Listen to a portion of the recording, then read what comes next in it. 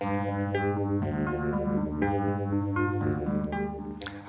it's John Donnelly again, speaking to you from inside my medicine cabinet.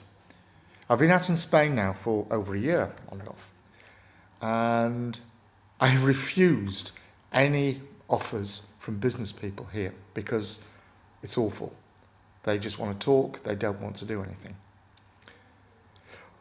But I've really been concerned about what the real UK-Spanish difference is. And this has been helped by meeting this fantastic group of young people. Talented, all with degrees, all with several languages, really hard-working, so intelligent, with either poor jobs or no job, and no chance of getting a job. And of course there's big talk about, well, it's the Spanish economy. But is it really? And I want to take you through what I think is actually happening. The real Spanish differences are these. If we look at 7 levels here, great simplification, but I think it works.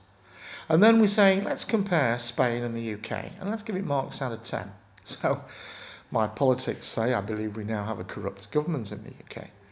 The civil servants, by and large, efficient, fairly effective, and some of them believe their job is to help people and to help businesses. Wow. The banks? Well, I've been very generous, and I don't care if they do see this. Company directors and managers, they're okay. Yeah, they're okay. Some are fabulous. Most are okay, and a few are pretty dire. The net result is we've got a pretty high score for entrepreneurs and inventors, if you like, some serious wealth creators. Now let's look at Spain. This is their view of this young group, not mine. They also said 3 out of 10 was quite generous. I think 1 out of 10 is quite generous for their bloody civil service. I'd like to say words fail me, but those are the only 2 clean ones I could put in. They are ridiculous. The banks, dreadful. And cannot do even the most simple banking transaction without turning it into a bureaucratic nightmare. Company owners and directors, though. Oh, so bad. Last week, I was approached 3 times, would I do some business here? The answer was no on all occasions. And one of the guys said, the trouble is my staff don't do what they're supposed to do. And I said, well, so what are you doing to motivate them? And he said, well, I'm paying them and they have a job. Next. And as a result, how good are the entrepreneurs and inventors? Well, in the current climate there, how would you know? But the effect on these fantastic people is devastating. They think a job is the only way to go, even though they know there are no jobs. The guy that they introduced me to has just come back from Germany. He has a job, rare breed. He's a lawyer. He's got a really good degree. He speaks 3 languages.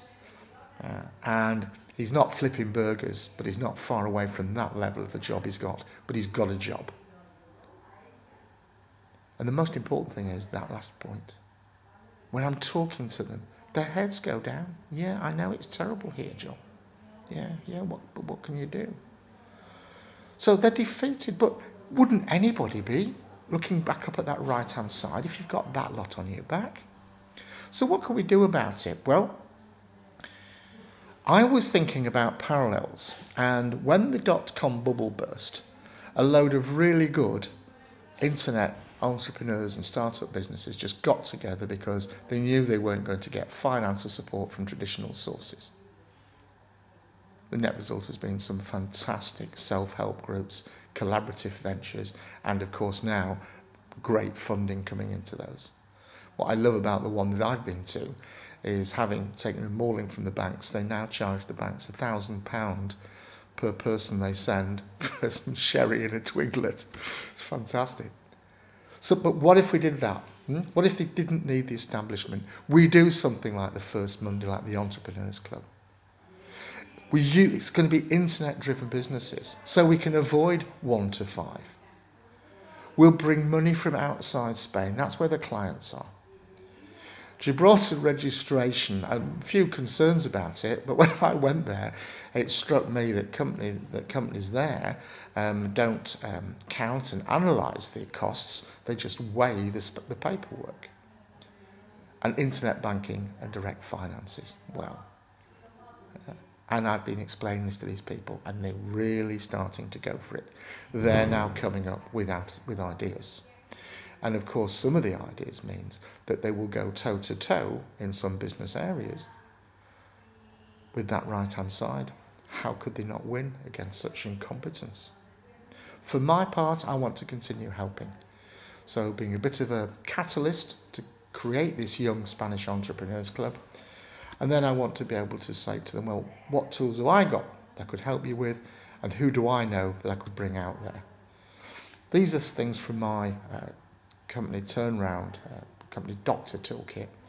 And the ones in yellow are the ones where we've already identified there's a real need to run those quickly. So wow, all of a sudden this group of people are getting very excited. And they're getting me excited as well. And isn't it lovely to be able to watch people like that grow? So, all we got to do now is